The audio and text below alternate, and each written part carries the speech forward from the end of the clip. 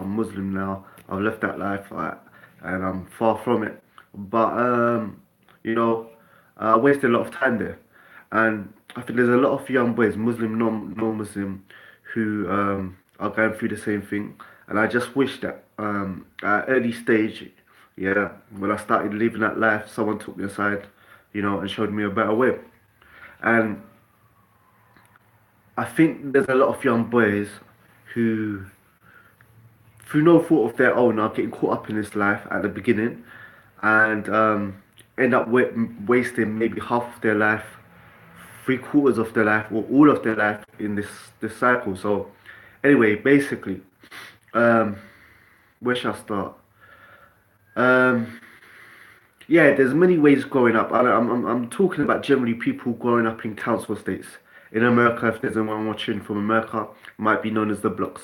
Now, if you're from America, if there's anything that doesn't apply to you or is different where you are, then just disregard it and just take the good, which applies to you and is beneficial to you, and the stuff that isn't.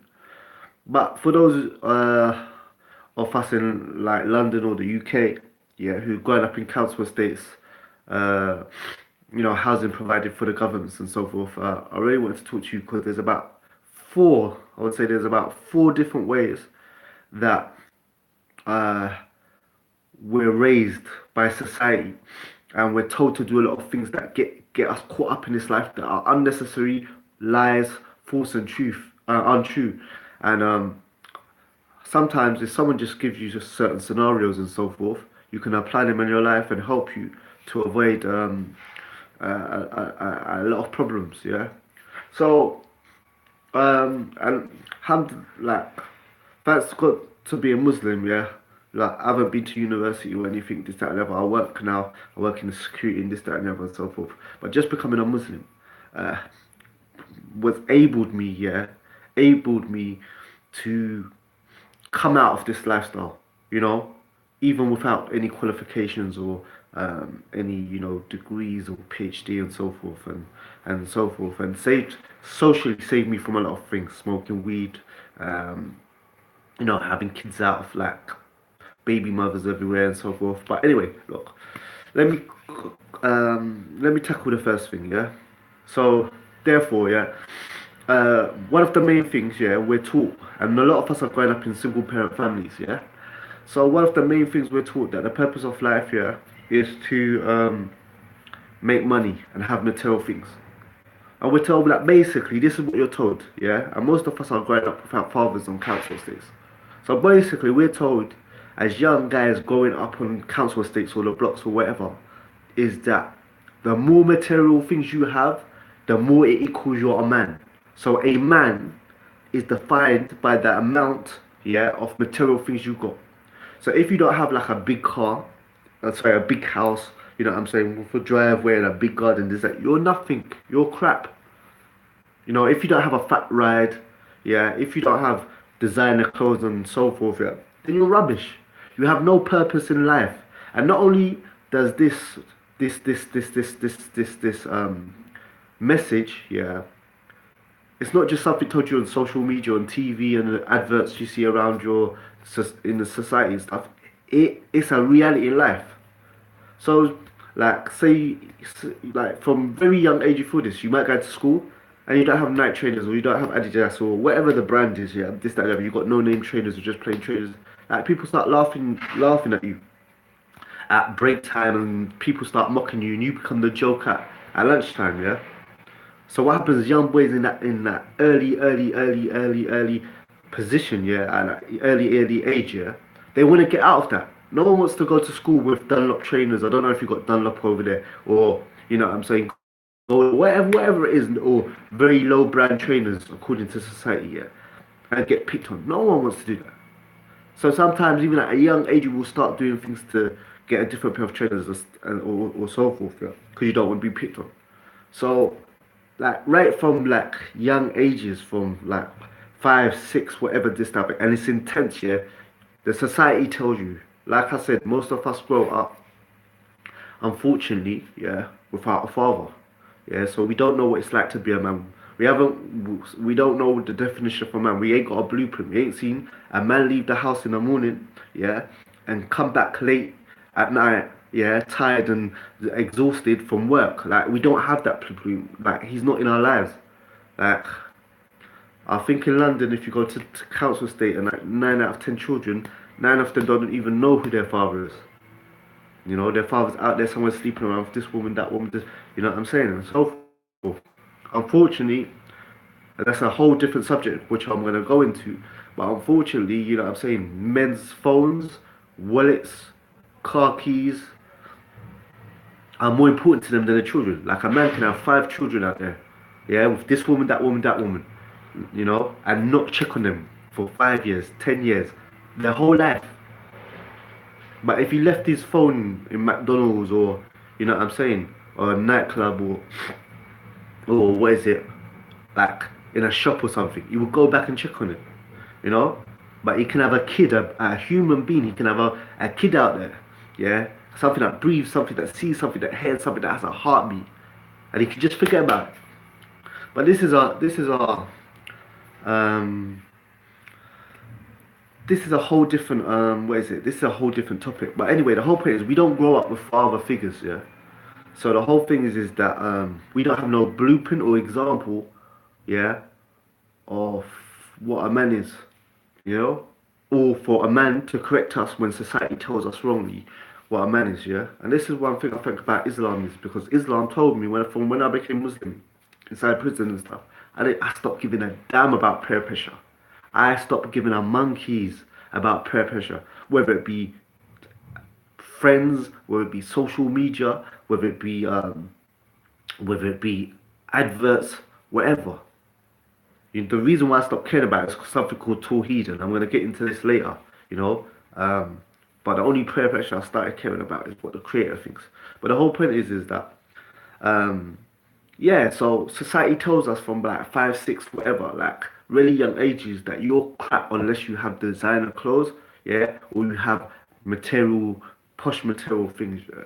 So obviously, you're feeling that pressure, you're going to school, you know what I'm saying, and so forth, and you don't have like brand trainers and stuff, you feel crap. You see what I'm saying?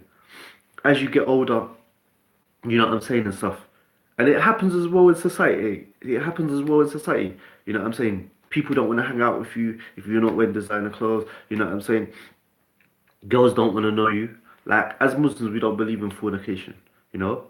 And that's a whole different subject we're going to go into. And there's practical reasons behind it and stuff like that. But we don't believe in girlfriends or one night stands or raving and clubbing, you know, and sleeping with girls. Like, we only have marriage. Marriage, that's it. That's the only thing we have. And I'll explain that later. Yeah. But the whole thing is that people don't want to know you, whether it's guys, whether it's girls. Nobody wants to know you unless you got like designer clothes and so forth. So what happens is that the pressure starts at very young. Yeah. So as you're getting up and you're growing up, you're growing up and you're getting older and so forth. Yeah.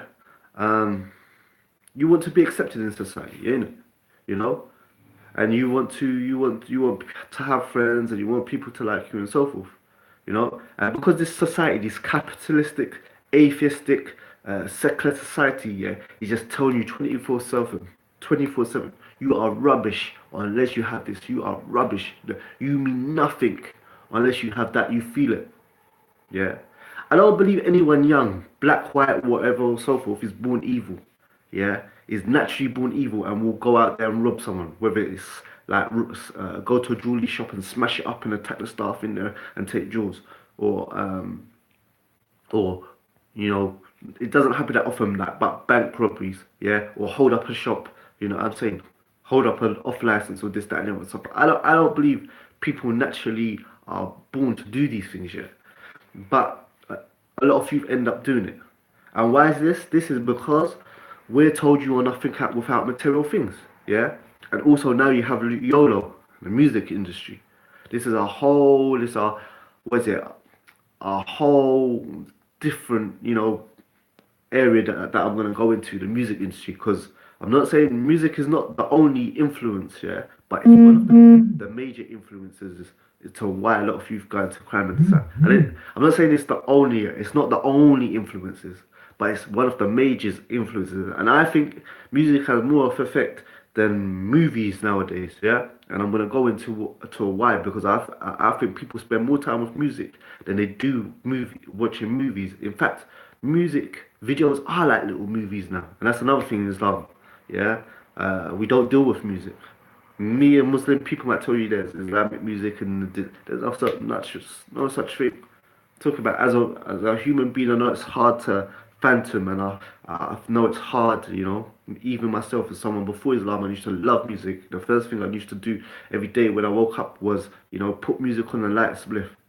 Yeah, but I don't listen to any music at the moment, and I'm a happy person. Before I need to listen to music to be happy, but now I'm Muslim. Alhamdulillah, I'm free. I don't need, a Muslim is someone that tries to submit to God's will. Yeah, and a person who does that, I'm not perfect. I've got my issues, I've got my problems and stuff like that, and so forth. And there's certain things I struggle with and so forth. But a Muslim is someone who tries to submit to God's will. And a truly free person doesn't need weed, doesn't need music. You know what I'm saying? Doesn't need substances, yeah, to be happy. A truly free person doesn't need these things, yeah, to be happy. If you take music away from a person and they become upset, that person is not truly free. If you take weed away from a person and they can't be happy, you know what I'm saying? They're not truly happy, they're not truly free. If you have to take alcohol away from a person, and that person still can't function without it, they're not truly free. But anyway, the whole point I'm trying to say is that, yeah, so that because we grow up with no fathers, yeah, and like we've got mothers. Our mothers are most of the time working two jobs, three jobs, trying to pay the bills, and they're trying to be the mother and the father. But because they're working all the time, they're either working all the time or they're resting to go to work. So it's like there's not much communication and there's not much there's not much how can I say, conversation, quality time. And that's not due to the mothers. Single mothers, wallahi, they're priceless. Like I said, Islam doesn't agree with sex outside of marriage and single mothers, how can I say, and girlfriends and all this kind of stuff. But I'm just talking about the effort that mothers that and I don't even think you should call them single mothers. I think they should be renamed abandoned mothers because half of the time, the term single mother makes it sound like most of like the mother did something. When 9 out of 10 times it's just the father abandoned her. You know what I'm saying? Yes, it's her fault because most of the time, a guy might just meet a girl at a club because she's wearing hardly any clothes and she looks sexy or whatever, this, that, and the other, and so forth, and she allows a guy to sleep with her. He doesn't use protection. She gets pregnant, on a one-off or she could have met him only for a few months and she's already allowed him to have sex with her and so forth, and she gets pregnant and stuff like that. So she's responsible for that part, but 9 out of 10 times, yeah, and that's why we believe in marriage. But I'm gonna go into that after, on another date. But I'm talking about after she got pregnant, yeah. So then what's happened is that the man 9 out of 10 times runs away, yeah. But yet the mother gets called single mother when really she's been abandoned because she will 9 times out of 10 want to have the father there and carry on a relationship. But because of her fault for allowing man to have sexual relationships with her when she didn't really know him, or it was just on like not much. He didn't have to sacrifice very much to have sexual relationships with her, and she got pregnant, or she allowed like and so forth. Like she's part to blame for that, and but the guy's also to blame for just abandoning a part of himself. Like he's got a part of him, a living, breathing part of him, out there on the earth, and he's just dust off, and he's most probably gonna get another girl pregnant. But anyway, the thing is that yeah, like I said, abandoned mothers or single mothers and so forth, yeah, they're priceless. Like they're just always working, always cleaning, always putting clothes and so forth, and raising a kid. But there's not much quality time because she's always cleaning or working, and so forth. So when you grow up in that vacuum, there's no father there. Like I said, there's no example of a man coming in the house. Yeah. So wake up in the morning, getting ready and this, that, and the other, going out to work. Or there's no example of a man who has a trade like he's a plumber, electrician or so forth, and he takes his son on jobs with him, and he sees his dad like fixing this or fixing that so he can be proud of him. Or like um, his dad owns a shop. I really believe, you see, if a young boy had like a father, and this is one thing in Islam that's really stressed here, like in a community, yeah, the community I grew up was a mosque. It's also a mosque is also known as a masjid. Yeah, it's like where we go to worship. Yeah, as you most probably know, the community that I grew up in, yeah, was a environment of convert, revert Muslims and so forth. So they were like people from the ends, from council estates, from the projects or whatever you want to call it. Yeah, predominantly black guys. Yeah, and I'm not talking about Nation of Islam. Nation of Islam are not Muslims. They got nothing to do with Islam. You know, Nation of Islam. If you put cheese on a biscuit, yeah, and you can call it a burger 1,000 times, yeah, it's still not a burger. So Nation of Islam, they've got nothing to do with this. You know what I'm saying? Nation of Islam are racist. Islam, it believes in worshiping one God, a God that's not a man, not a woman, not a statue, not an animal, a God that doesn't, like the Bible says, God created the world in 10 days. Sorry, in 6 days and rested on the seventh. In the Quran, it says that God doesn't get tired.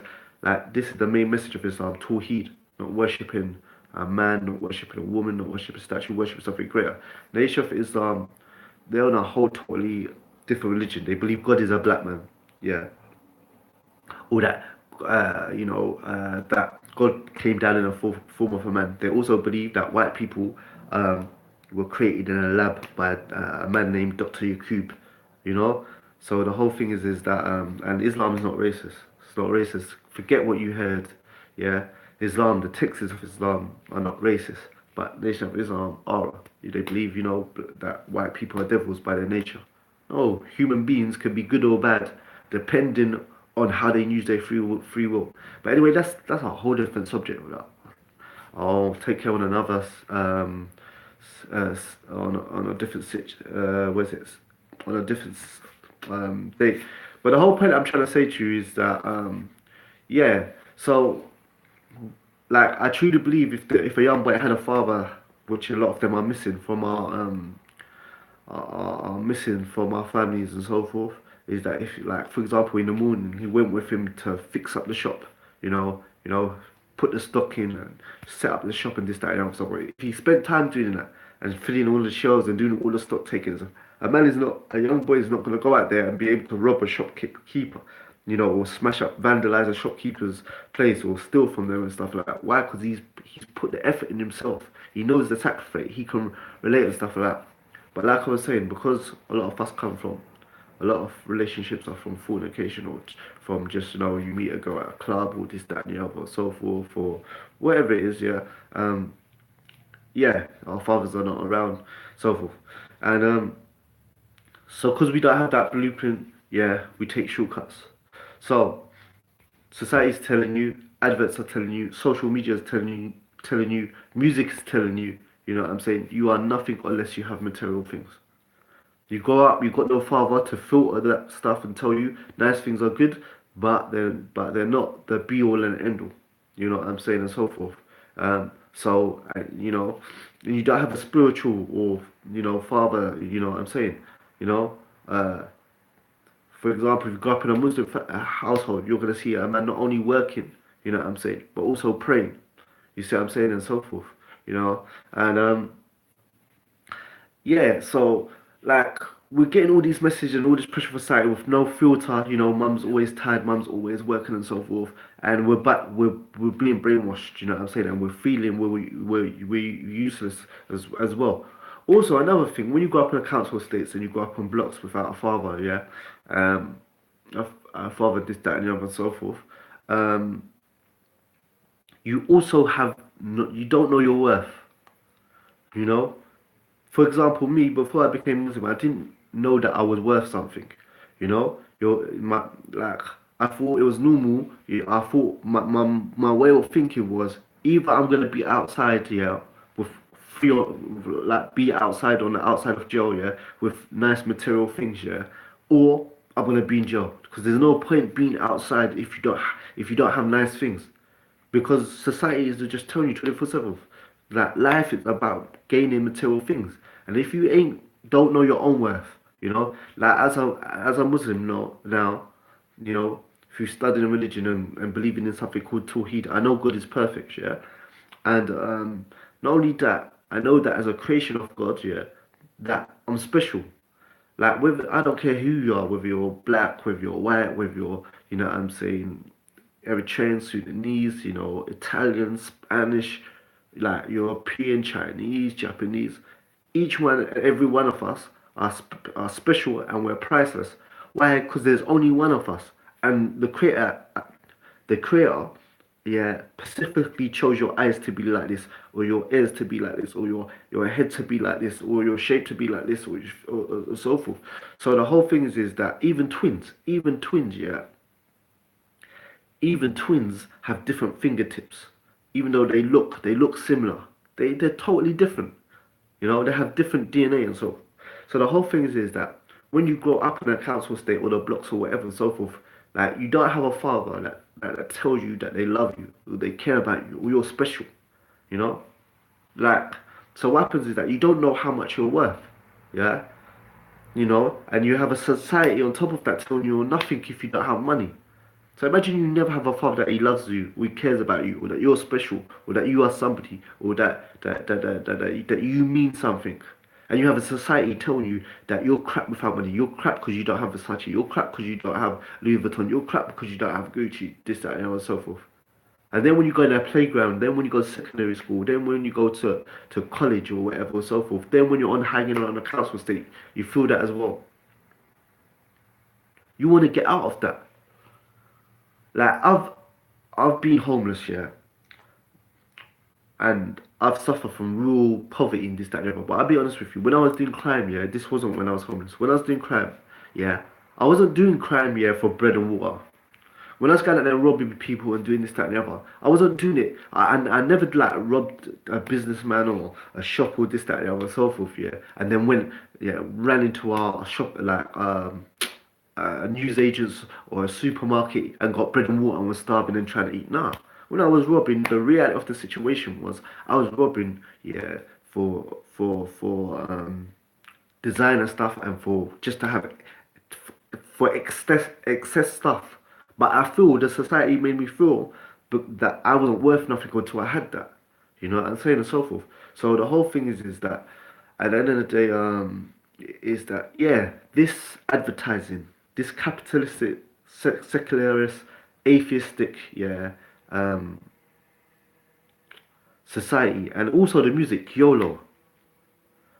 Like people don't really think when you're telling people, youth, yeah, that YOLO, you only live once.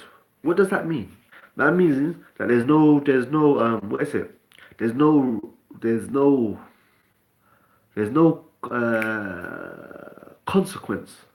YOLO, what YOLO tells you, the title, when it comes to you, you only live once, which is not true. As Muslims, we believe with no shame, yeah, that there's a day of judgment. Yeah, we believe with no shame, yeah, there's a hellfire. Yes, we believe with no shame, yeah, that there's a paradise. Yeah, these are physical places that exist. We don't believe in that the police is the only justice there are. One, the police are sometimes unjust. Yeah. Two, there's people that get away with crimes. Yeah, and so forth. And two, God did not just give you a conscience. Yeah, that to tell you what's right and wrong. And when you disobey it, the only punishment there is, yeah, that that you feel guilty. God intentionally gave you a conscience, yeah? He intentionally gave you a conscience. And that conscience tells you when you're doing something wrong, yeah? We not only believe that, we believe He sent prophets as well for us to follow. But I'll speak about that later.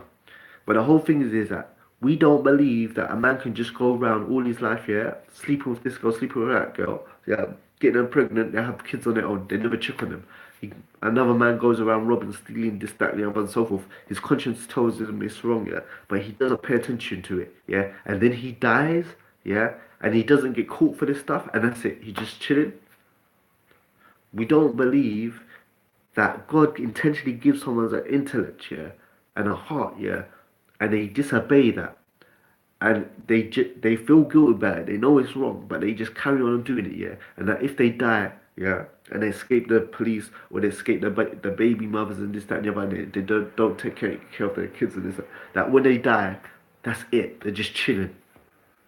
or there's no responsibility. No, we believe you have this life here, you have your conscience, you have a day of judgment, you have prophets that God sent along, yeah, like Moses, Abraham, Jesus, Moses, and this, that, and the other, and so forth, and so forth. And on a day of judgment, yeah, according to the messages, the lifestyle that God told you to live, yeah, if you obey it, you get rewarded. If you disobey it, yeah, if you disobey it, yeah, then you get punished, you know. But we believe the only authentic way of that message, of that lifestyle that they live, of the rules and regulations, is in the Quran. But I'm gonna go into more of that later. But what I'm trying to say to you is that, yeah. So basically, growing up, yeah, as youth in fatherless homes, yeah, which is a result of fornication or zina, yeah, sleeping around outside of marriage, clubbing, raving, you know what I'm saying, and so forth, yeah. When you grow up without a father, someone telling you you're important, someone telling you you're worth something, someone telling you that you mean something, yeah, it's very easy for people to take advantage of you, yeah, and to use you to their advantage. So, like I'm saying, many boys who grow up without on the council estate, on the council estate, there's elders there, you know, because what happens when you don't have a father, you look for someone else like you as a role model, yeah. We take actors as role models, we take musicians as role models, we take the people in the council estate as role models. And that's what happened on the block of the council estate. The people, you know, you go up with no father. The people who you see, yeah, who look like you with material things are the criminals. So you go up, mummy's always working or resting or clean up the house. You know, there's not much quality time. Your father's not around. You've never had the example of what it's like to see a man go out and work and come back tired. You know what I'm saying? Or your dad take you out and do plumbing, like fix someone's sink or fix someone's, um, your dad's a carpenter, fix someone's door, or he owns a shop and you filling up the shelf and so forth. So what happens is that yeah, there's a vacuum, yeah, and then you get educated how to be a man by TV, yeah, and by music, and by people in the council estate, yeah, and it's the wrong definition, yeah. The people in the council estate with the motorbike, the flashy motorbikes and the flashy cars and the designer clothes, that they're all criminals, yeah, and they take advantage of you. When you're a young guy, they take advantage of you, and the way they do it is very, very sick. You know what I'm saying? Like I didn't know about all this stuff before I was a Muslim, and I thank God that I'm Muslim now, because these tricks can't play these tricks on me anymore before, and they come in the guise of your friend.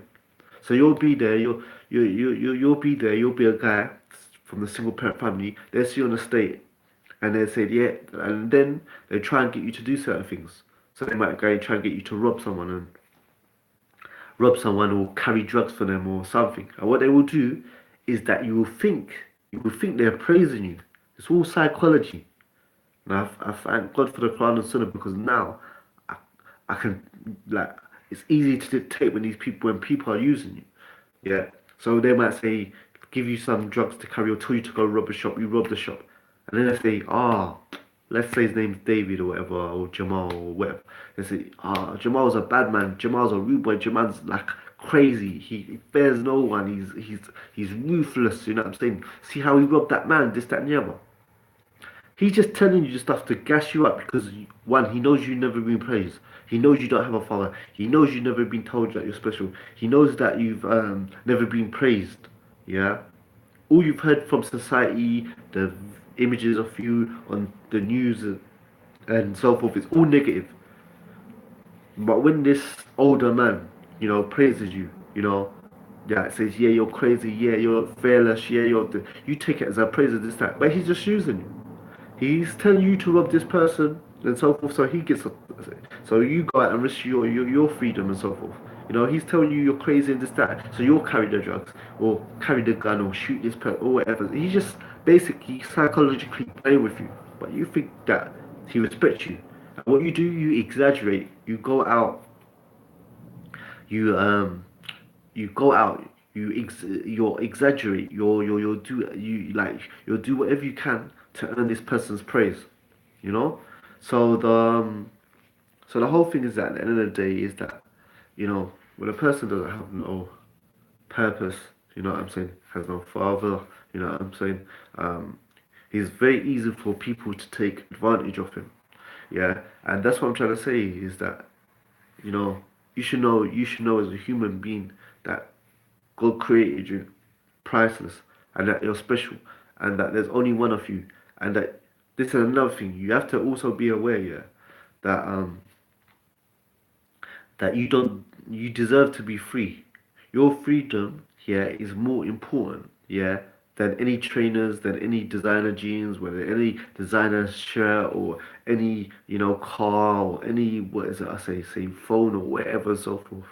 You know, it shouldn't be normal for you to be locked up here like a cage, like an animal, yeah, in a cage. You know, because many of us, because we don't know our purpose, you know what I'm saying, because we got no guidance, yeah, because we got no link with the creator, you know, haven't read his revelation, we don't know that we're important. So we think it's normal, it's okay to spend most of your time in prison and a few months on the outside.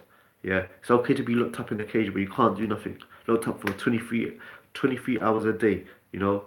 You can't go toilet unless the governor brings you toilet paper. You can't eat unless the governor opens the door for you to go to eat. You can't have a shower unless the governor, allows you to go to the shower.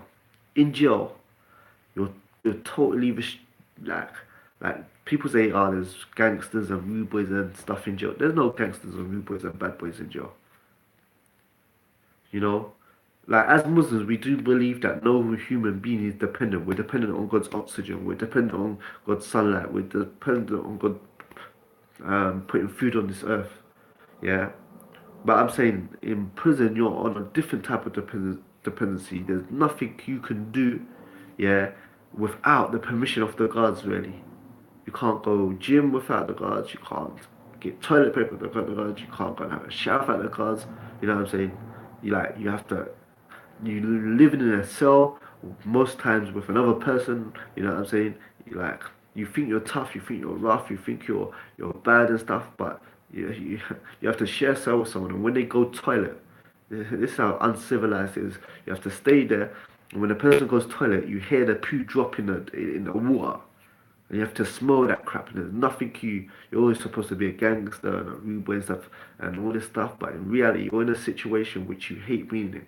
A man goes toilet, you hear the crap drop in the toilet, hear it splash and this, that and the other and so forth, and you have to smell it. So how much of a bad man are you? You can't even get out of that situation. So the whole thing is that at the end of the day is that I just wish there's a youth that someone came along to me and basically spoke to me as a youth and told me, you know, like like you're worth something, you're special. You know what I'm saying? You don't deserve to be. It's not normal to be locked up in a cage like an animal. You know what I'm saying? And I thank Islam because now I have self-esteem. Now I know my purpose. Now I know how much I'm worth. Due to Tawheed, finding out about the Creator, knowing that the only peer pressure you should really care about, the only, you know, uh, the, the main thing in your life, yeah, you should become concerned about impressing is the Creator, because at the end of the day, yeah, all this peer pressure, whether it's in school, whether it's in college, whether it's on the council estate, and so forth. All this peer pressure that comes from, uh, friends, yeah, or cool people, the popular people, yeah. Wallahi, I swear to God, yeah, that at the end of the day, yeah, none of it matters because when you give it to the peer pressure, whether you be young and people laughing at you because you're a virgin, you know what I'm saying? I don't know, 15 or 16 or this, that, and the other, people laughing at you, or you may be 13 even, 13 or 12 or whatever, and people are laughing at you because you're a virgin. And to get them off your back, you go around and sleep with some girl, this, that, and the other. You get them pregnant, yeah, and you ain't got your own life sorted out. You ain't got money coming in. You ain't got your own place. You ain't got your own place, and the girl gets pregnant, and now now your life is over. You're living for someone else. Yeah. and you haven't got a place, you ain't got money coming in, you ain't got a place for the girl to stay, you ain't got a place for the baby to stay, your parents are most probably going to chuck you out. You know what I'm saying? All this peer pressure, this crazy stuff that we do to fit in. I would say that when you're young, 90% of the actions you do when you're young, yeah, they're to please other people. Like, think about it, whether it's college, yeah, whether it's school, whether it's on the ends. When you're young, yeah, you'll find there's a group of people, and out of that group of people, there's one or two people that uh, lay down the rules, and everyone else is trying to fit in with these one or two people. Yeah. Ask yourself, in my group of friends, am I a follower? Yeah.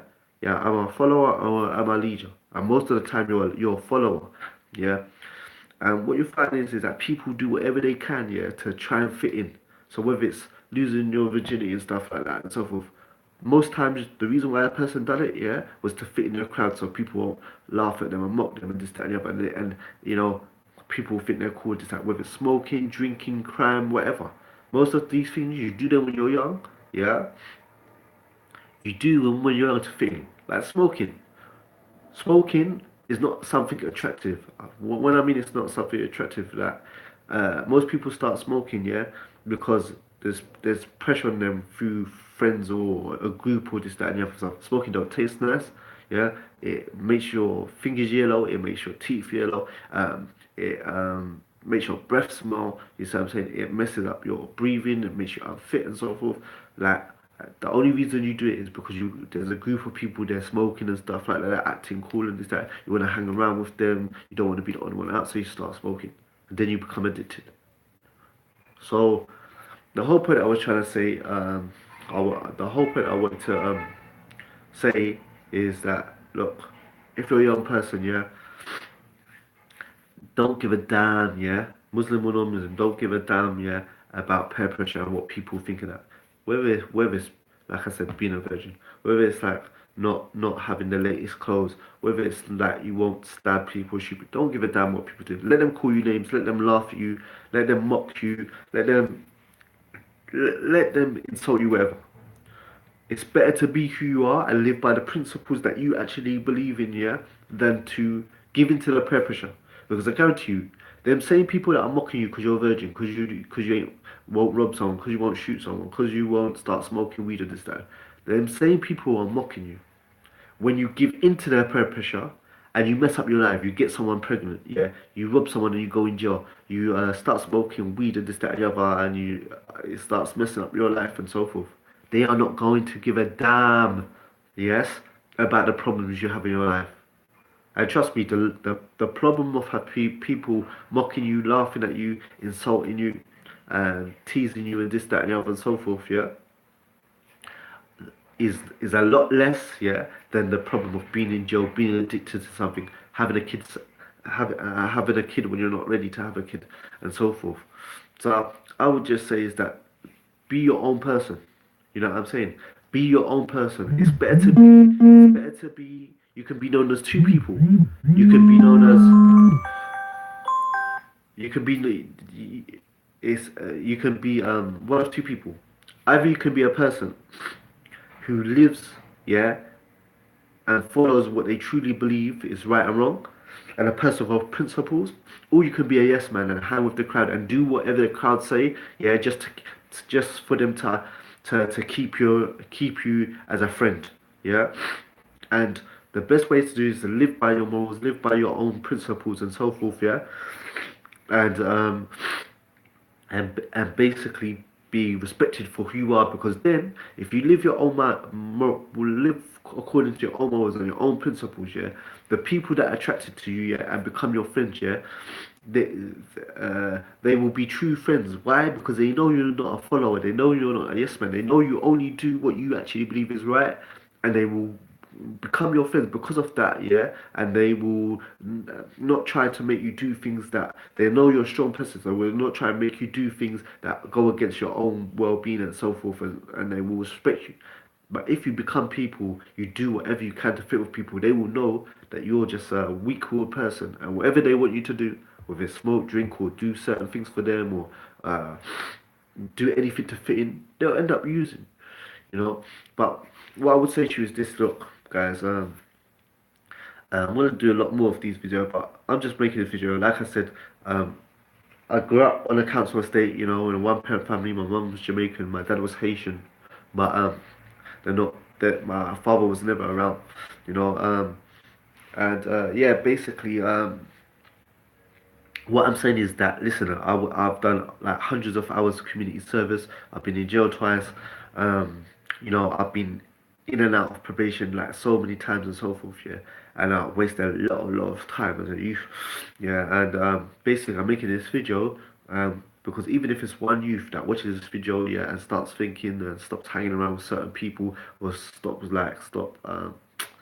get into crime, or stop, sleeping around with all these girls, and living that life of like clubbing and just, sleeping to different girls that having kids here and there, then it's been worth it and so forth. And what I would say to you, yeah, what I would say to you is that everyone is following somebody.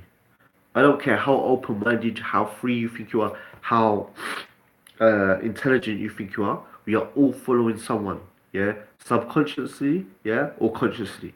You are following somebody, yeah. And the reality of the situation is that right and wrong is not defined by society. Society, it's not defined by, yeah, people in 2000 or whatever. Right and wrong is defined by the creator, and I'm telling you, you're either gonna end up following the prophets, yeah, and I believe in Adam, I believe in Moses, I believe in Jesus, I believe in Muhammad. I believe all these people were prophets. They came with one message. They didn't come with many different messages. They all came with one message, and that was worship God alone. Yeah, and live according to God's life. Adam didn't come from religion, Moses didn't come from another religion, Jesus didn't come from another religion, and Muhammad, peace be upon him, and all the prophets didn't come with separate religions. They came with one. The word Muslim means someone who tries to submit to God's will. Yes? And that's what all the prophets came and said. None of them said, oh God. Not Jesus, not Muhammad, not Adam. None of them came with, worship me, I am God. All of the prophets, they prayed. Yeah? God doesn't pray. He doesn't need help from anyone. You can't kill God on a cross. Yeah? So I'm saying Jesus, he came and told people to worship God. Whenever he done a miracle, he told them that it's by God's permission he's doing a miracle. Jesus ate, Jesus slept. He was a man. As Muslims, if we don't believe in Jesus and his miraculous birth, he didn't have a father. Not meaning like them waste man I was talking about. For miraculously, he didn't have a father. We believe in this. We believe that miracles by God's permission. We believe in Moses and him splitting the sea and so forth. So all these people, they came with one mission. Look at the Muslims today. The Muslims fall down on their face and pray. Yeah, that's how and they worship God. Yeah, the prophets, they all fell down on their face and pray. Yeah, in the Quran, it talks about God. You should have no images of God. You should have no pictures of what you think God is. God is just something supreme that you've never seen in this earth or in this creation and so forth. When you go into the mosque, there's no pictures of God, and there's no pictures of his prophets. Not all. We don't have pictures of the prophets and that because the mosque is only a place of worship. So, like I'm saying, if you look at the lives of the prophets, it's very simple. They fell down on their face and prayed. They all had beds. They all had beards. They all wore simple clothing. If you see Mary, she dressed like a Muslim woman. You know what I'm saying? You know, um, they didn't believe in idols. They didn't believe in good luck charms, so forth. So what I'm trying to say, this was the way of the prophets. And the Muslims ain't perfect, but if you look at the Muslims and you look at the prophets of old, yeah, um, they're still following the same way. Look, I'm not being rude.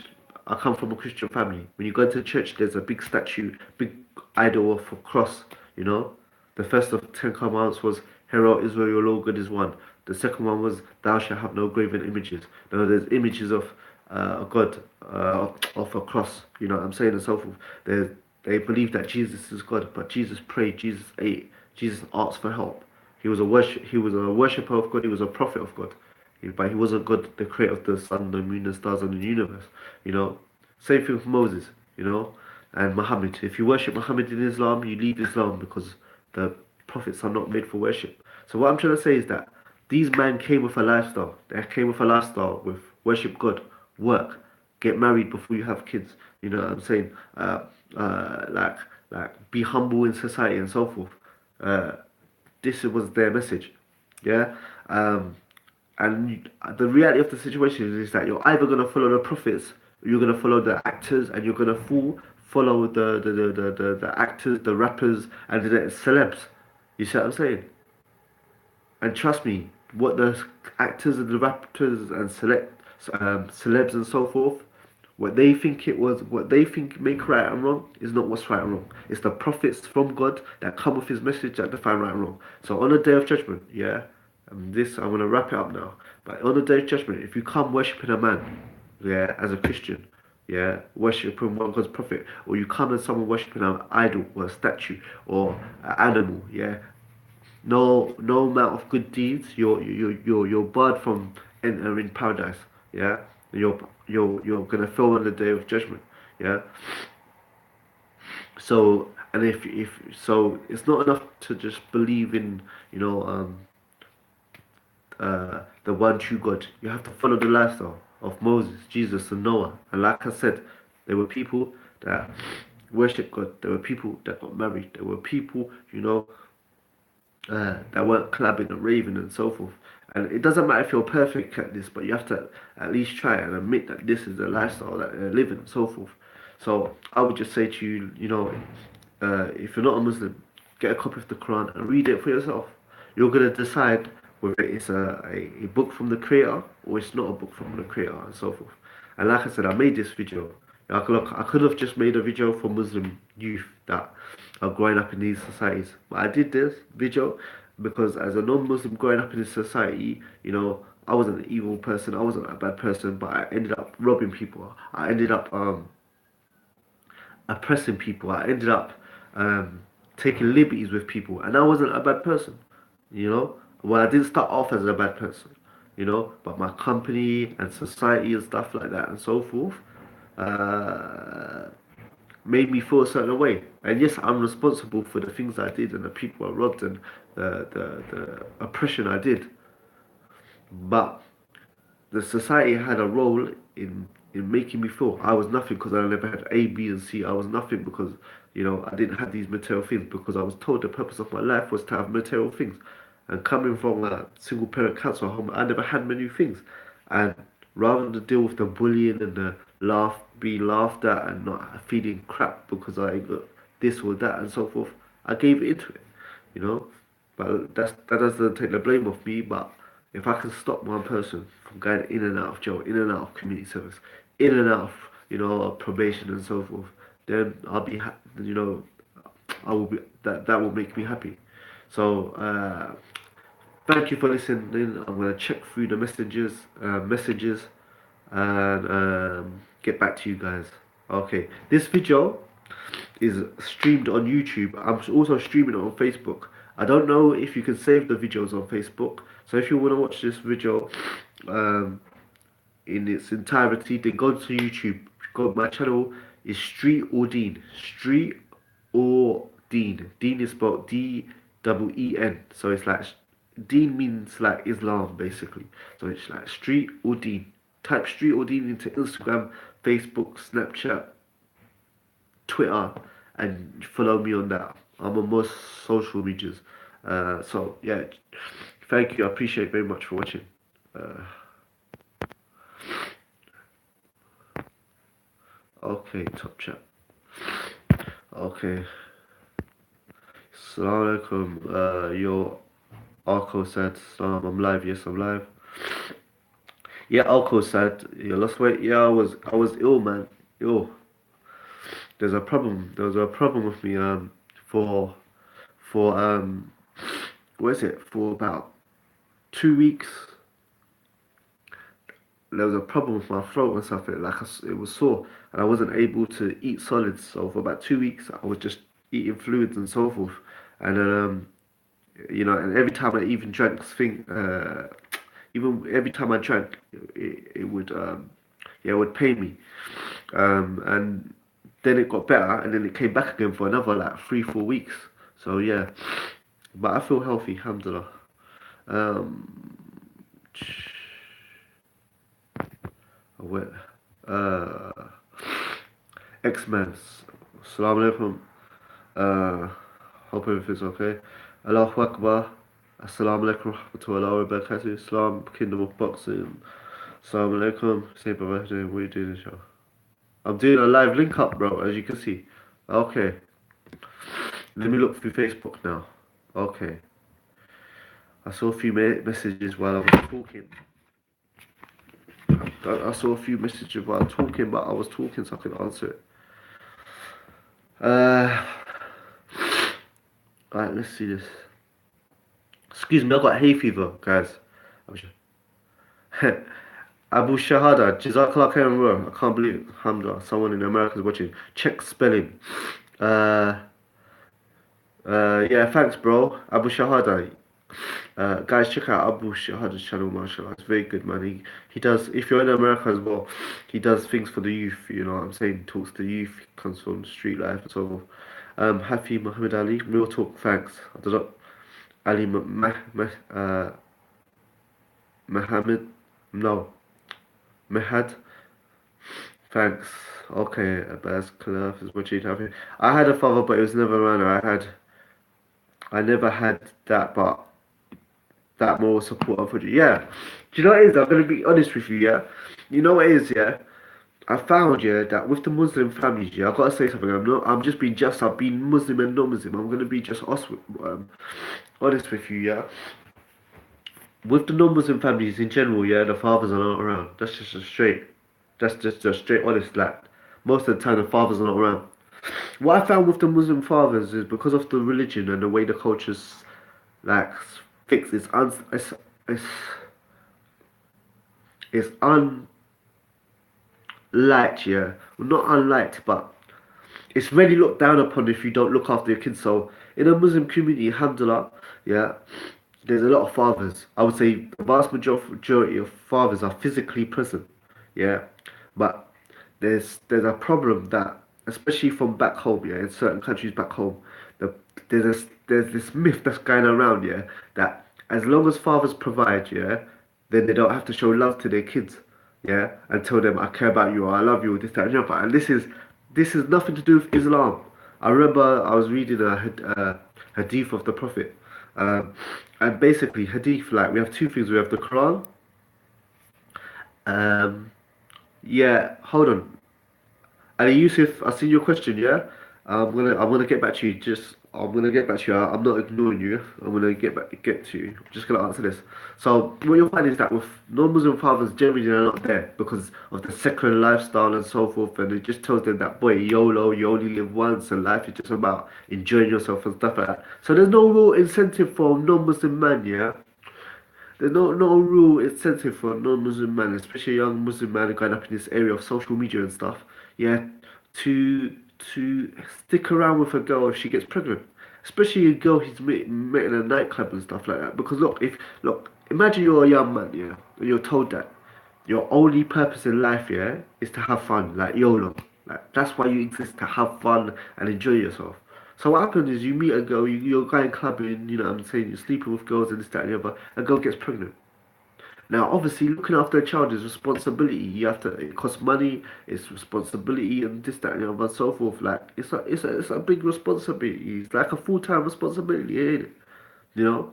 So, most young guys, when they think of that, my father, I have to look after a kid, I have to change nappies, I have to provide for him, I have to, like, hang around with this girl and stuff like that. They're thinking, listen, weigh it up. My desires and sleeping around with other girls and clubbing and stuff like this and so forth, yeah, or me sacrificing, yeah, me or me being disciplined and sacrificing and putting my life on hold, yeah, and providing for my kid. If there's no judgment day, if there's no God, yeah, if there's no paradise, if there's no hellfire, if there's only you only live now, and boy, if you get away with it, you get away with it. What incentive is there to be a good father? I'm not saying like you may find a few guys that are good fathers and stuff, but the vast majority on the whole, yeah, you know what I'm saying? Like, what's gonna weigh more, my pleasure or my being responsible? And if I get away with it in this life, If I avoid this girl, like, okay, she's pregnant, I don't really know her, or she's my girlfriend and stuff, she got pregnant, this, that, and the other, and so forth. Either I'd be a dad and be disciplined and look after my youth and this, that, and the other, and so forth, or I just keep on enjoying myself, clubbing every week, sleeping with different girls every week. You know what I'm saying? Like, just living a playboy lifestyle. If there's no consequence at the end of life, yeah, because legally in this country, there's no punishment. A guy from a teenage years, yeah, from when he reaches puberty, yeah, can every week, yeah, sleep with a different girl, yeah, yeah, get her pregnant, yeah, and there's no law against that. Like he could just do it up until was it 50 or whatever, and just carry on, just keep on doing it, keep on doing it, and there's no law against it. There's no deterrent against it. What's the deterrent for a guy from the age of puberty, yeah, just sleeping around, sleeping around, sleeping around. Yeah, there's no deterrent. And if he doesn't believe in God, he doesn't believe in judgment day, he doesn't believe in the power, he, he doesn't believe he's going to be held accountable in the next life. Then the what's the incentive? There's no incentive. There's no incentive for him to be responsible apart from his own feelings. And if a man has to decide between, enjoyment, yeah, or responsibility, 9 times out of 10, he's going to go with enjoyment. So anyway, what I'm trying to say is that, yeah, what I've noticed with the Muslim fathers is that Muslim fathers, they're present, they're physically present, and they provide, like they will work, you know what I'm saying? They work, they provide, they do long shifts, they're around. 9 out of 10 Muslim fathers are around. But what I find is that their cultures, especially from back home, somewhere they learned that being a man is as long as I provide, yeah, for my children, I don't have to tell me, especially the sons, yeah, I don't have to tell them I love them.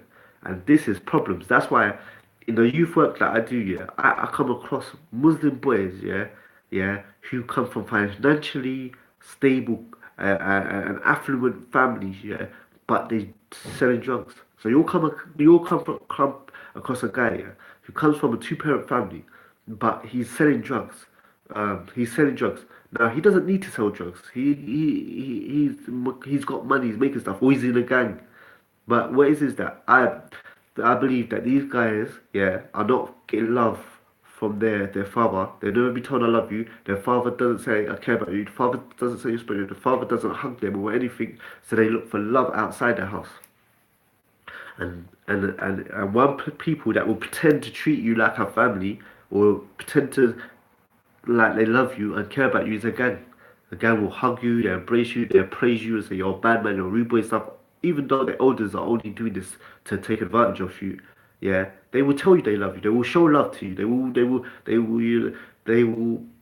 show they will give you abundant affection until you get like birded off for 10 years and then no one's going to come and visit you and this, that, and the other and so forth. And they will give you that love because they want to, you know what I'm saying, they either want you as numbers, yeah, to fight other gangs, or they want to use you to do crime, that elders don't want to do, and so forth. So I found with Muslim fathers, who is that? Hafi that asked it. Yeah, Hafi Muhammad Ali.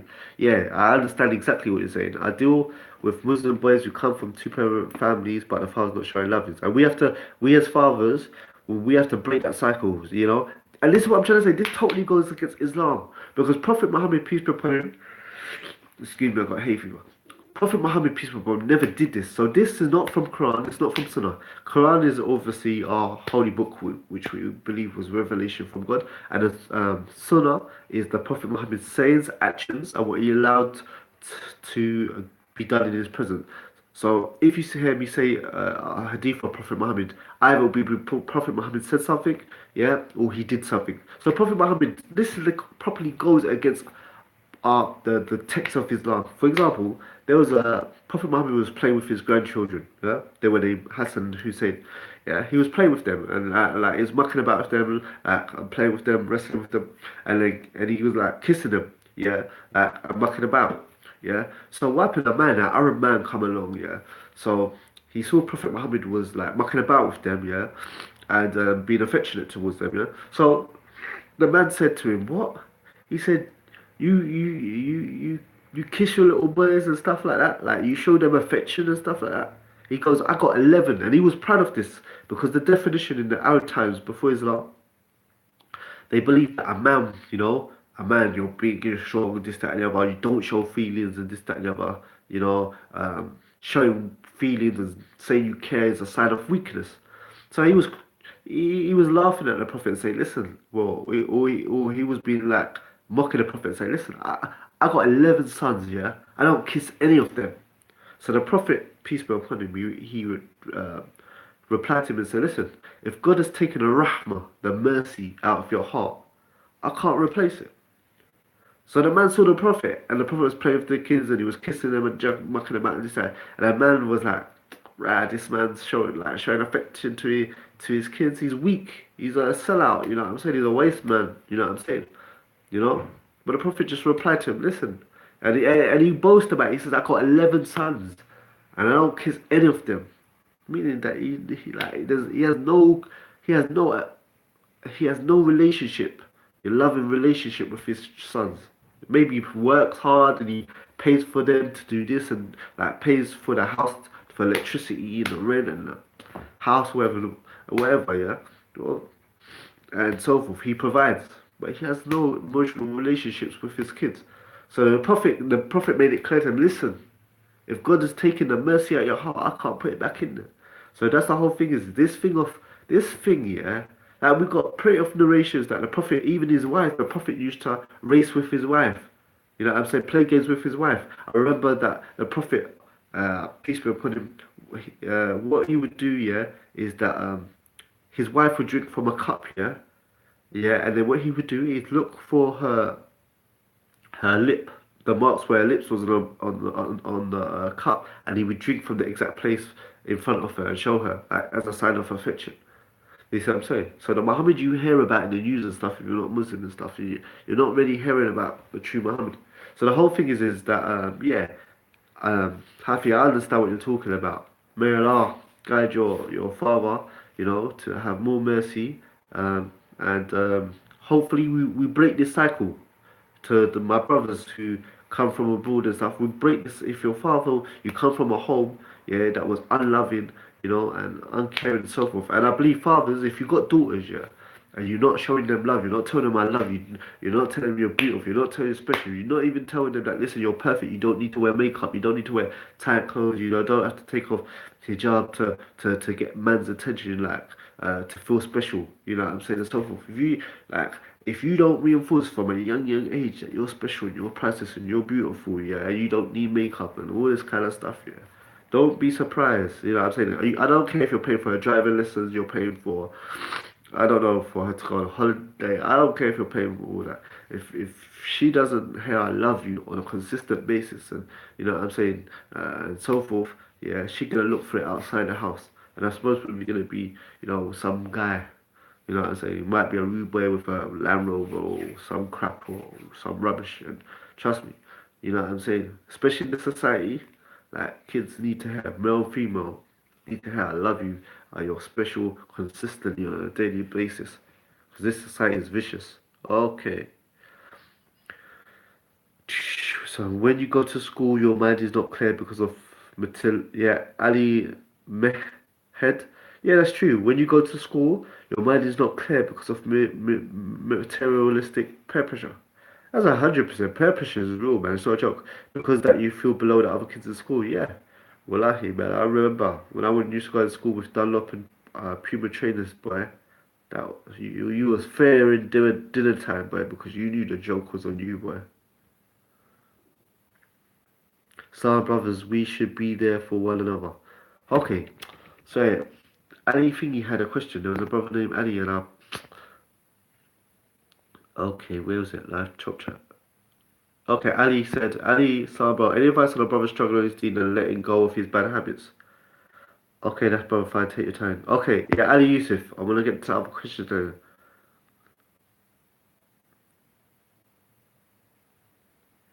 Okay, yeah, Ali Yusuf. This is my advice. Yeah, okay, brother that's struggling with bad habits.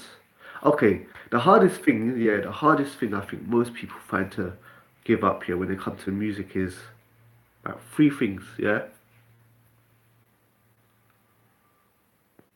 music, weed, cigarette, and smoking normal cigarettes, yeah, and girls, yeah. Smoking is smoking with the cigarettes and weed, and so forth. Okay, like I said to you, me when it comes to music, me before when I became Muslim, yeah, and I found out music, yeah, and weed was haram. It was like, I know, music is haram. I can't live without music. What are you talking about? Music is haram. Music is haram. Listen, every day this is reality, man. Every day I was kicked out. Like I said, I grew up in a single parent family. I was kicked out of my mom's house because of my own behavior. About 16, 16, 17. Yeah, 15, 16, 17. I can't remember exactly yet. See, that's what weed does to your mind, man. Yeah, 15, 16, or 17, I was kicked out because of my behavior. Because I didn't have a father, yeah, so I started taking liberties with my mum. And look, we know when you come from a single parent family, yeah, and your mum just tries to discipline you, how your mother disciplined you, yeah, and how, like, when you have your mum that tells you not to do this and that and so forth, and so forth, and you have a dad that tells you how to not to do this and that, and just the physical size of a man tell you don't do that, looking at you and in like intimidating you not to do bad, yeah. It's different, man.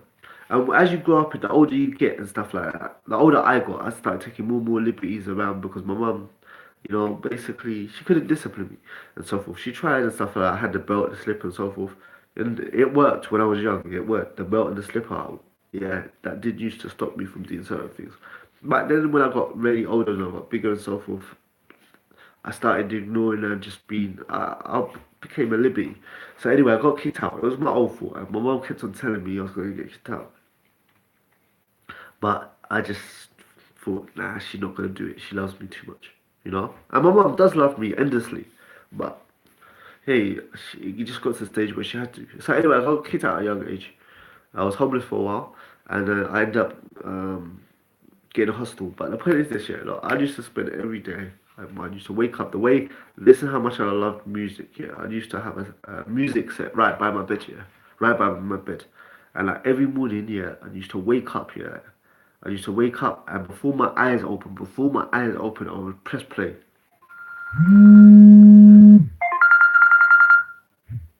and some Tupac tune would come out, like hit him up, or some tune would come out for like a million swear words and just kill him, stab him, this, that, and so forth. And like that's how I would start off the day. So the whole thing is that, and that was my routine, man. You know, that was my routine. I couldn't. When I was getting dressed, I would listen to music. When I was cooking, making breakfast, I would listen to music. When I was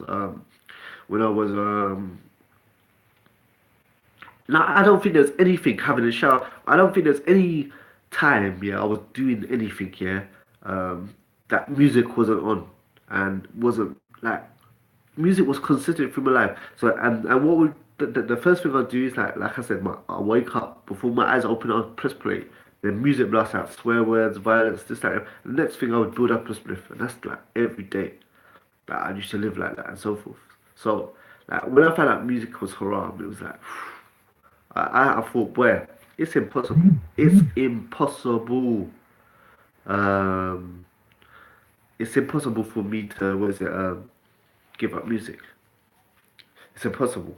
And I thought that, listen, if I don't have music, I'm not going to be happy.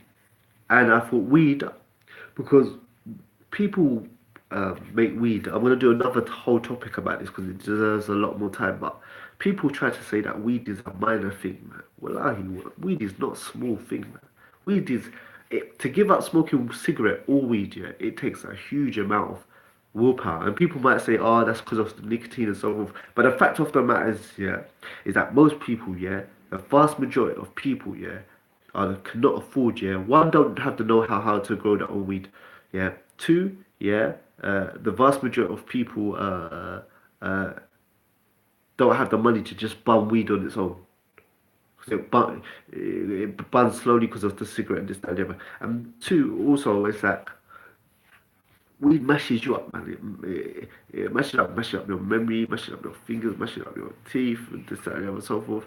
Um, it makes you slow. Look at the people you know. who've been smoking. Yeah, when you're young, you don't notice it. But look at the people who are 40, 50 who were smoking weed from when they were 20 and stuff like that. They speak so slow. They can hardly put a sentence. They can hardly put a sentence together. Like, weed bums you out as well. Weed takes all your motivation out of you. People might say, yeah, it makes you think deep and this, that, and the other and so forth. But it takes all your motivation out of you. Bums you out. Wallahi, people live the weed life, yeah. They smoke bare weed. They live the same. It's like Groundhog Day. They smoke weed, yeah. Listen to tunes, yeah. Just talk about rappers all the time and rapper beefs and the gang beefs and just celebs, and you just live the same day. Listen to the same tunes again, banding all the same, and you don't progress. But that's a whole different subject, you know. And as Muslims, we don't smoke weed anyway because we don't do intoxicants. As Muslims, it's haram for us to take intoxicants. And secondly, we don't get high as Muslims. We don't need to change our mind with alcohol, weed, or any substance, yeah, to be happy. You shouldn't need that. Because people smoke weed to escape reality. Yeah.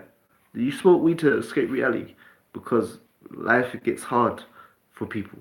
But you shouldn't need weed to escape it. You know what I'm saying? How free are you if you can't be happy without weed? You know what I'm saying? So I would say to you, when I found out music as weed was haram, it hit me hard. And I thought, listen, man, I can't give up these. I don't have the willpower, mentally or physically, to give these things to up. Music is too beloved to me. Yeah, and weed, I'm addicted to it. Because when you smoke weed every day, it becomes part of you like oxygen. And what is that? If you don't have it, yeah, this is what I'm saying. Weed is not a small drug. If you smoke weed every day, it becomes part of your system. It becomes part of you. Yeah? And when you don't become it, you become irritated to a high level. You become frustrated and irritated, and you become a terrible person to be around. Even your best friend, like you become agitated. Like because you're used to the nicotine and you're just used to having the weed in your system and stuff like that. When you don't have it, you know what I'm saying? Like you're irritative. It's like you know, and that's what I'm saying. If you're used to smoking it every day and you don't have it, and that's why we had a term for it. We used to call it roasting. Like people say, I'm roasting. What it means is that I got that burning sensation. I need my fix of weed. I remember in prison, yeah, in prison, when I was in prison, there were guys, yeah, that you would think, like, on road, you see them in Versace and Mush and designer wears and stuff, and they look like they got money and this, that, and the other, and so forth, nice cars, that. You see people like this, yeah, in prison, you see people picking buttons off the ground, lighting the end, yeah, and this is not crack, this is not coke, this is not heroin, this is weed. You find people picking off cigarette butts, yeah, and weed, yeah, spliffs off the ground, yeah, just trying to smoke. There's nothing there, they're just trying to smoke and get a last blast out of it. Wallahi, it makes you like an animal, man. I'm telling you. People, no one wants to talk. Weed makes you paranoid as well. But men don't talk about it because men can't say, hey, boy, well, you see when I smoke weed, I think, like, people smoke weed, yeah, and then they'd be outside, yeah, waiting for the tube will train or something, yeah, and there'd be a couple next to them laughing, yeah, and they think, wow, they're laughing at me. You know what I'm saying? They're laughing at me, they're talking about me. Like, weed makes you paranoid. Check it out, man. Weed gives a lot of people a lot of psychological problems. But men ain't, no man is gonna say, boy, you see when I smoke weed, yeah, I start, you know, thinking certain things, and because we're supposed to be tough, we're supposed to be strong. Anyway,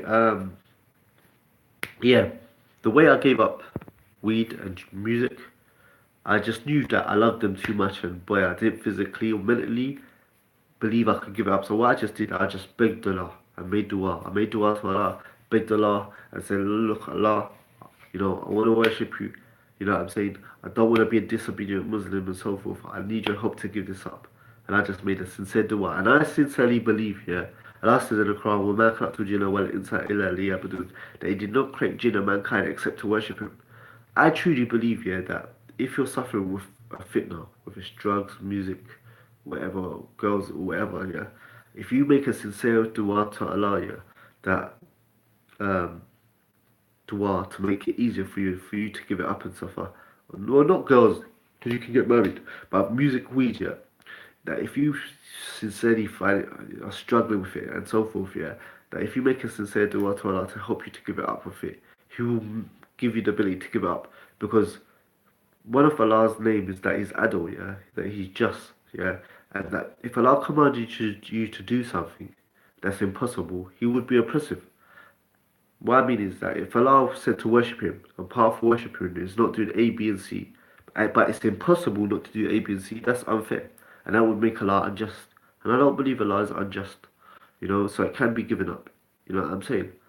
Yes, it takes effort. You put the effort in. And the first days and weeks, yeah, was tough, tough, tough, tough, tough, tough, tough, tough, tough. But eventually, 2 months down the thing, line and so forth, you're like the urge and the pull is less and less, and it's manageable, And then after a while, now me when I smell weed, it stinks. When I smell weed, it's like I can't stand the weed. Yeah, that's what I mean. I've always never liked the taste of alcohol, and I was never into alcohol. Yeah, but weed now it stinks. But I used to love the smell of weed before. I used to love it, but now it stinks to me. You know. And music before I needed music to get dressed, to to do my chores around the house, to clean up my place, and I needed to have music. I needed it. I don't need music now. I'm not dependent on it. Don't listen to it. Don't listen to any type of music. Um, so yeah, I'd say just beg Allah, yeah, and make dua to her. As for girlfriends and that and so forth, look, there's plenty of good sisters that are practicing out there. No girl is worth burning in hell for. Same thing with me. I had a girlfriend, this, that, and the other, and yeah, and so forth. But it's not worth it. No girl, I don't care how pretty she is, I don't care how fit she is, I don't care what her body's like, I say how beautiful she is. No girl is worth burning in hell for. You know what I'm saying? And zina, fornication is a major sin. And you can never enjoy a relationship with a haram girlfriend because the reality of the situation is that if I die, yeah, in this relationship, there's a big chance I might go to Jahannam because, zina is a big thing. And secondly, you might get her pregnant outside of marriage. And that's psh, you know what I'm saying? But it's just not worth it. There's plenty of practicing sisters out there. You know what I'm saying? That that are just good as her or better. Well, they're better than her because they got Deen. So anyway, Jazakallah khair for anyone who was listening, wherever you are. Let me see if there's any more messages. Salam, brothers. We should be. Yeah. Shodi, Salam, brothers. We should be there for one another. Correct. Okay. There was another question here.